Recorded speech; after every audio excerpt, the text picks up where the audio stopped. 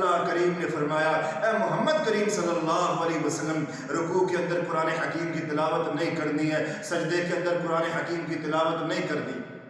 اللہ کریم نے منع کر دیا۔ حالانکہ جناب محمد رسول اللہ صلی اللہ علیہ وسلم نے فرمایا ہے خیرکم من تعلم القرآن وعلمہ، کائنات میں سب سے بہترین انسان،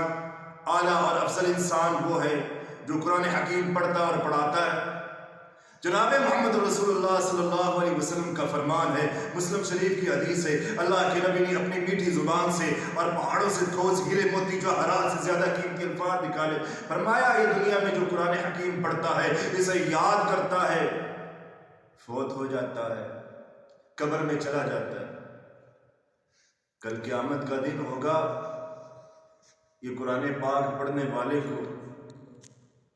اور قرآن حکیم کو یاد کرنے والے کی جب